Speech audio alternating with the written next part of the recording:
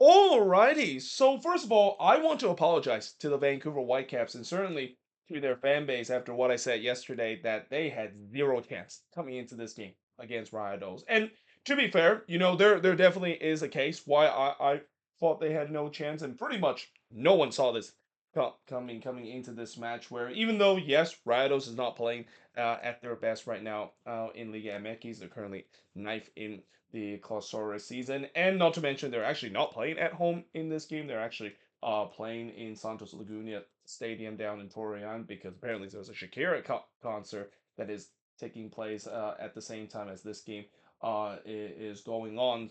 But despite that, that's also a play that's has been a house of horror for MLS team, especially when they play against Santos Laguna in the CONCACAF Champions Cup, and especially with the way that yes, the Whitecaps have got off to a great start for Jasper Sorensen, but this is probably the toughest test that they had, and with all the injuries that they've been suffering this season, especially in the last game where you thought that that was probably a death blow for the Whitecaps, seeing Ryan Gull limped off with an injury, and we still don't know how severe that injury is going to be. They would have no chance in this game against Rayados. That's why we play the game, and this is where I got to keep reminding myself that in the game of soccer or football, anything can be possible, and this is exactly what we saw in this game between the Whitecaps and Rhinos. And to be fair, the Whitecaps probably should have won this game because we saw them kind of got CONCACAF late in this game as well. But even though they got CONCACAF in a moment late in this game that I'll talk about in just a bit, they still were able to move on into the next round on a away goal. Now, in the first half, as I mentioned, this game is being played at Torreon instead of Monterrey due to a Shakira concert that was happening at Rayados' usual stadium. And really, 4 minutes in, Rayados took the lead. It's Canales. He scored from Reyes to make it 1-0 in favor of Rayados. And what's even more crazier about this game is that literally 15 minutes into this game, nobody would have thought that Vancouver would come from behind to win this two-legged affair because the first 15 minutes it was all Rayados. Like Rayados was mopping the floor against the Whitecaps, and even though that was the first shot of the game and a nightmare start for the Whitecaps, after Diosa puts it wide from long range, it was all Rayados up to this point. They pretty much controlled the entire first 15 minutes of this game, and I just thought, oh boy, this could be one of those nights for MLS team versus Liga MX in the CONCACAF Champions Cup. I've seen this story so many times before, not only free space disappointment, but as soon as an MLS team concede an early goal and them concede another, then it basically snowball, and that's what we saw last night in the Cincinnati versus T-Rex game, and in some extent we saw in the Cruz Azul and Seattle game as well. Though that being said, in the 13th minute, Bomer would tip Torres' shot over, and 17 minutes into this game, Vancouver seems like they finally started to show some life in this game. They started to get more possession, though they were still stuck at zero shot. Little do we know that's what they needed to grow into this game because as the game goes along, and you notice how I mentioned the first 15 minutes where Riotos pretty much just mopped the floor against Vancouver, that was pretty much it because the rest of the way the Whitecaps I thought was the better team in this one, and it just almost feels like something just clicked for this Whitecaps team and Jasper Sorensen. I mean, what can you say about him? I mean, I know it's still early in the season, and maybe this is a strong case of him giving a huge new head coach boost to this Whitecaps team. But after this performance, and especially how they've done so far in the league, you could say he could be early favorites of winning Coach of the Year this season as well. Though that being said, in the 31st minute, we did finally see the first shot for the Whitecaps as Berhalter puts it high from the free kick. I not only thought much better in a Whitecaps perspective in terms of controlling the game, but they started getting some half chances in this game. Again, growing into this game and was really kind of shutting down our Riotos going for on the other end. We then had some coming together between both of these teams because that's kind of how it works when it comes to an MLS versus Liga MX kind of a fight, but especially when the other team has this guy called Sergio Ramos on their team. Yeah, there's going to be some shenanigans that's gonna happen. But we do head to halftime with the score being 1-0 in favor of Riotos, and in the second half, you're just thinking, well, yes, Riotos have a 1-0 lead, and yes, Vancouver are coming back into the game. But how much we saw that happen with Cincinnati the against Tigres how they play a good first half and just completely crater in the second half. Well, it didn't happen because after Ocampos would puts it high from long range, I thought as long as this is still 1-0, there's still a chance for the Whitecaps and they for the most part in the beginning kind of avoided the usual MLS meltdown that we see against Liga MX team in the CONCACAF Champions Cup. Though even though I said that, I also said that the Whitecaps still hasn't really looked threatening in the final third. They probably took that personally when I wrote that because literally as soon as I finished writing that note, Ocampo would score from Vite to tie the game up at one apiece, and that was an amazing strike there for Ocampos. I mean, the power that he puts there on Gata had absolutely no chance in that moment. But just like that, it's all tied up at one apiece. Canales did look to respond, but he missed wide in the 62nd minute. And this is also where I thought, after getting the equalizer, as much as, yes, it's great moment for the Whitecaps to got that equalizer, but they got to remember, they got to stay disciplined. And we have seen before where when the MLS team looked like they did something good against the Liga MX team in Mexico, then immediately momentum turn on them and they crater. And to quote what a famed Lasso quote is, it's the hopes that basically kills you, and the Whitecaps got to avoid falling into that trap. There was a shout for a penalty for Riot that was not given. Fippers then puts one back to Monterrey in the 76th minute, but then in the 78th minute, Ryan White scored. He scored from Kubas to give the Whitecaps a 2-1 lead, and not only that's a huge goal for the Whitecaps to take the lead. Now they have the away goal advantage. Now the Rhinos had to win in this game and give the Whitecaps a little bit more of a cushion. And what about Bright White? What can you say about him other than the fact that he's got to at least get a look with the U.S. men's national team, right? I mean, with the way that that number 9 position for the U.S. men's national team is still very undecided, and here you have Brian White that has just been red hot with the Whitecaps ever since he joined the team. Yes, he will not have that profile when it comes to playing um, in Europe and play maybe against some top team in Europe. But you got to say for Pochettino, for a guy that he is not afraid in terms of calling up MLS players with the U.S. men's national team, especially in the Nations League or even in the Gold Cup coming up. Do not be surprised if Brian White will get a chance because he has just been red hot for the Whitecaps when it comes to the goal scoring. Been one of the more consistent goal scorer in this league and probably one of the most underrated uh, number 9 in this league, in my opinion.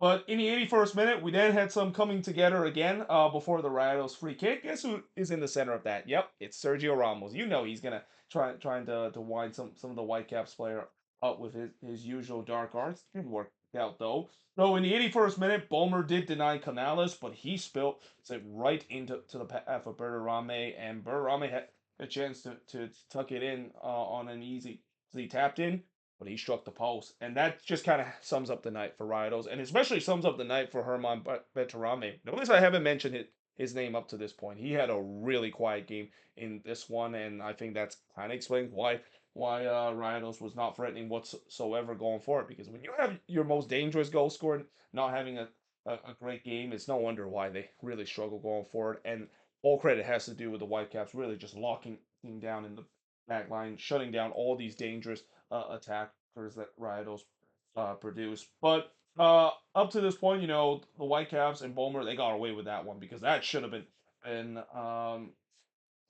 tied up at 2 apiece up to this point. And I also thought that this is going to be the longest 8 minutes the Whitecaps will ever endure. Riotos is going to put all sorts of pressure and it's going to be an onslaught, and it kind of did, but for the most part, the Whitecaps survived it. Ramos would then hits it wide off of a deflection before Frimbreeze would puts it wide after Bomer actually missed this punch because he was trying to punch that one away. And I gotta say, Isaac Bomer up to this point, he must be thinking about buying himself a lottery ticket because the fact that he's been getting away with these mistakes, where usually when you have an MLS team making those mistakes against Liga MX opponent, yeah, that's a death sentence. But he's been very lucky that Riotos just haven't been able to take advantage of their chances. And also, this is where the dark arts really start to be gone for the Whitecaps because who said MLS team doesn't do dark arts in the CONCACAF Champions Cup? And here, Ocampos, with a classic example of doing the dark arts here, he decided to go down, trying to maybe pick to make sure his shin guard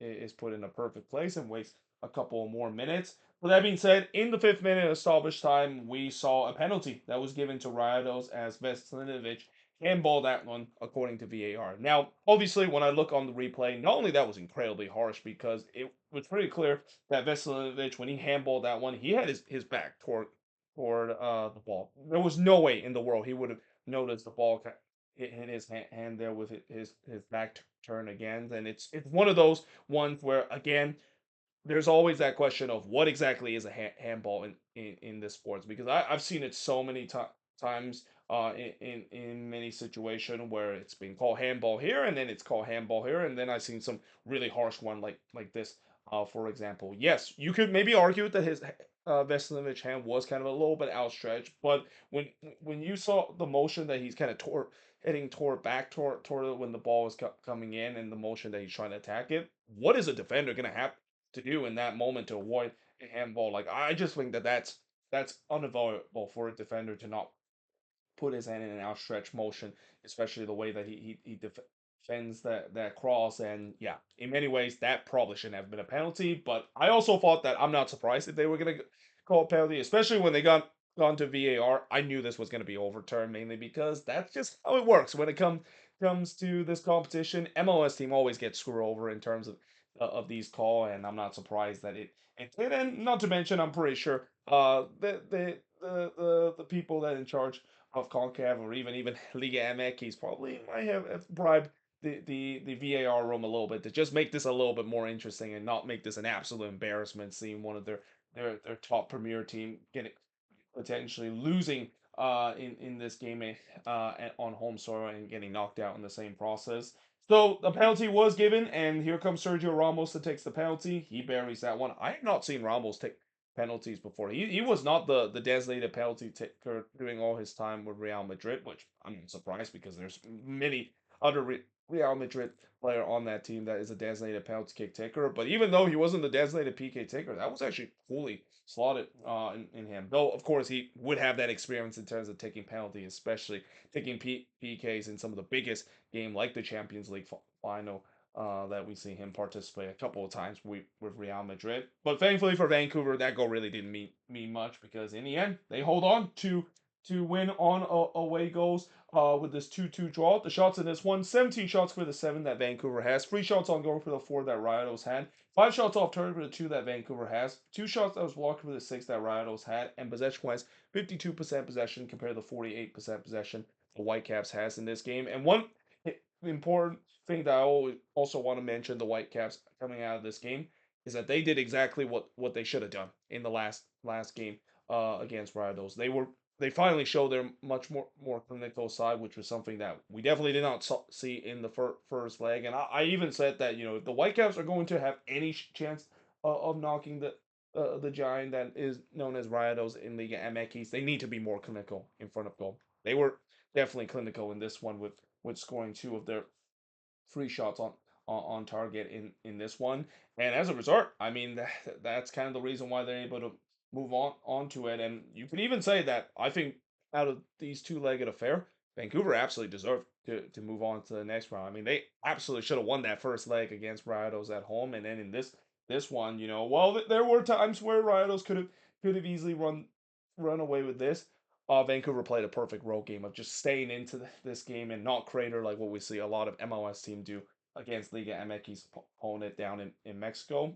And as a result, that's the reward that they get. Jasper Sorensen for one of the most stunning upset we have ever seen an MLS team does. And now, who knows? I mean, who would have thought that Vancouver might be a team that could go deep in this competition? They might do something we see Columbus did last year of going deep into this competition. I mean, most likely they're going to have to beat another Liga MX team. Most likely it's going to be Pumas that they might face because Pumas looks like they have a pretty good upper edge against Alahulunse. But again, this is something that if you would have told me this even in the beginning of the game, or even if you told any Whitecaps fan that they would be going on the road down in Mexico, even though not playing in Rayados' home stadium, but still able to walk away with a win, no Whitecaps fan would have believed that. This fairy tale of a start of the season for the Whitecaps continue, and we'll see how long it's going to continue because it's hard to believe with how depleted that this team is.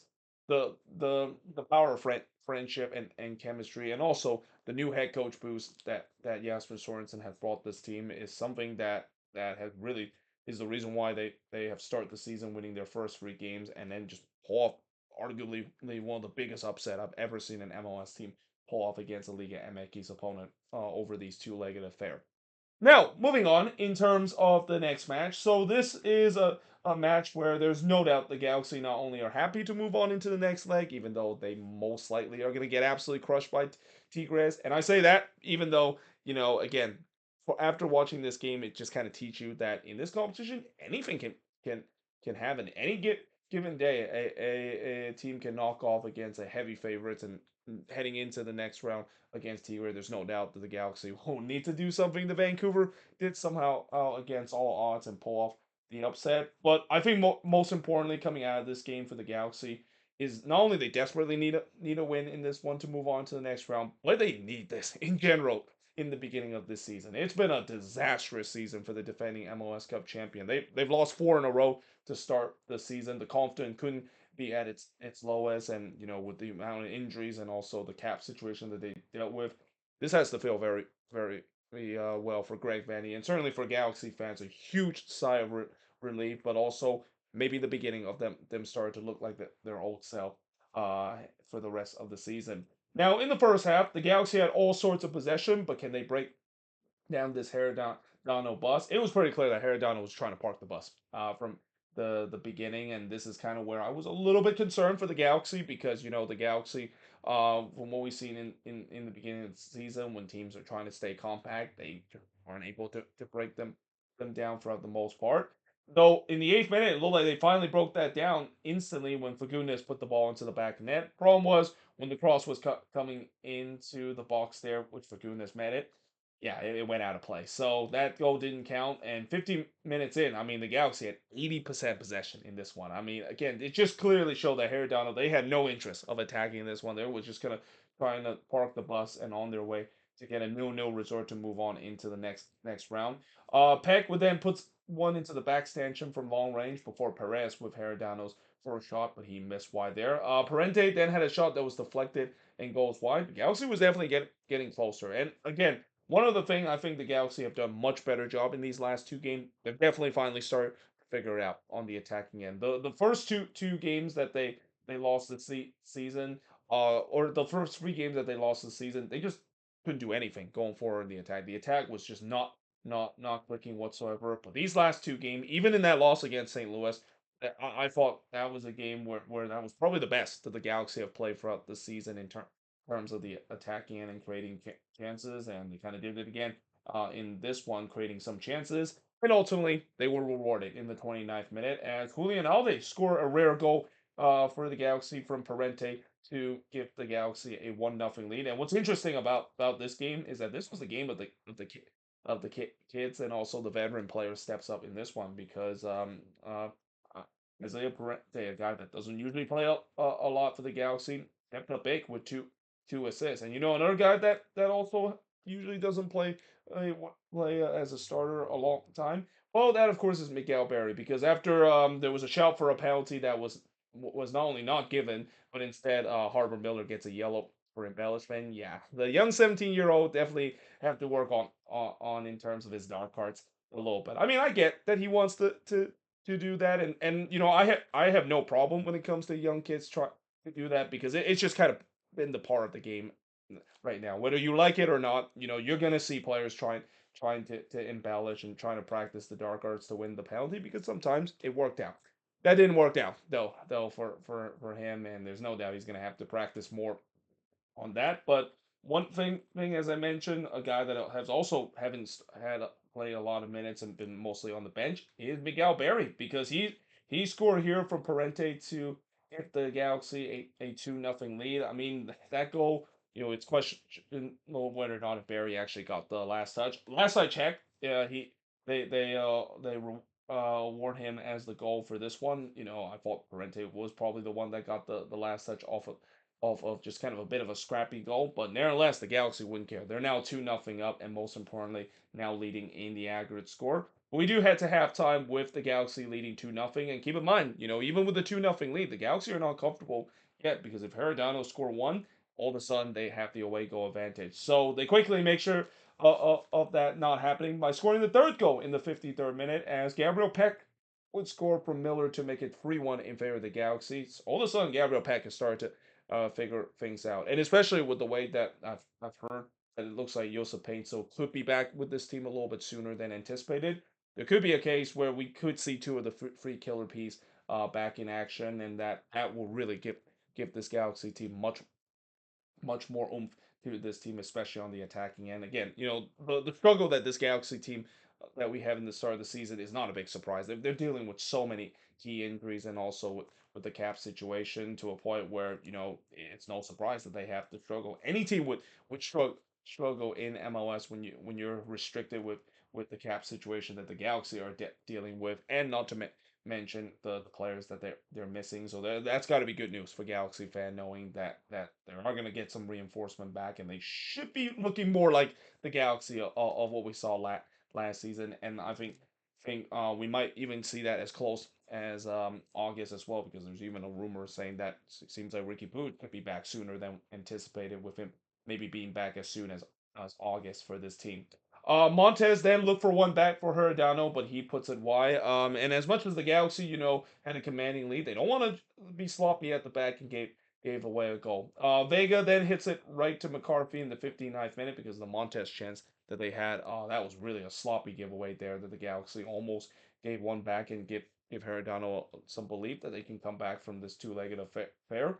Bravo then hits it right to McCarthy in the 61st minute, before Carvajal denied Miller from close range. And there's a lot of space, I thought, for on the flank for the Galaxy to exploit. That is not a big surprise, considering Herediano was really pushing forward to try to get those two goals to turn this two-legged affair on its head. Although the post then denied Peck from long range in the 72nd minute, Almador missed an absolute sitter from close range. And if that one went in, that would have been even more interesting, because just 1 minute later after that happened, Christian Ramirez would score his first for the Galaxy. So he scored from Garces to make it 4-0 in favor of the Galaxy. And again, talk about guys that desperately need goals, and even getting young players goals as well. Ramirez is another guy that the Galaxy are desperate for him to get his first goal. It's been a struggle so far ever since he has joined this team, but hopefully this might be a goal to get him himself going, just like what we saw during his time with the Columbus Crew. So 6 minutes later, or 7 minutes later, Herediano does get one back, as Gonzalez would score from Quios to make it 4-1 in this game. So that's got to be a little annoying for this Galaxy team, and especially for John McCarthy as well. He's probably not happy that he lost his clean sheet here, mainly because the Galaxy not only switched off from that cross coming in, but there was a lot of ball watching in the box there. Like, that is a classic example of terrible defending of a cross there. And just like that, Herediano does pull within one. Lapoli tried to restore the 4 goal advantage for the Galaxy, but he puts it wide off of the deflection. But in the end, the Galaxy are moving on into the next round. Of course, they have all to do heading into the next round again against Tigres. But again, with some of their key players maybe start coming back into to this team, and by the time the Tigres series happening, which will be somewhere in April, there could still be a chance. Maybe the Galaxy could pull off a stunning upset in that one, just like what we saw Vancouver did. But the shots in this one, 15 shots for the 10 that Herediano has, 3 shots on goal for the 6 that the Galaxy had, 2 shots off target for the 6 that Herediano has, no shots that was blocked for the 5 that the Galaxy had, and possession-wise, 67% possession compared to 33% possession that Herediano has in this game. And there's also no doubt that I'm also very interested to see how the Galaxy play against the Portland Timbers this weekend. Not just the fact that, whenever those two teams meet, get ready to grab your popcorn, because when those two teams meet, you are expecting the score line to be absolutely insane, and it's going to be absolute cinema kind of meme level stuff between both of these teams. But we'll see whether or not if they can also get a big win against the Timbers on the road, and especially you can maybe even say that could be a desperation derby for the weekend as well, with both of those teams still not doing very well to start the league play, and desperately need 3 points coming out of that game. But there we have it. That is pretty much it. Looking at both of these games, we got one more game tomorrow, which is Inter Miami versus Cavalier, and barring another crazy upset that we see tomorrow, which hopefully that won't be the case, especially in Inter Miami standpoint. They definitely do not want to witness what happened last year in the playoffs. Seems like they could move on into the next round and sets up a tasty all MLS affair in the quarterfinal against LAFC. But until then, hope you guys enjoyed this video. If you do, make sure you guys leave a like, smash the subscribe button, and yeah, I of course will see you guys next time.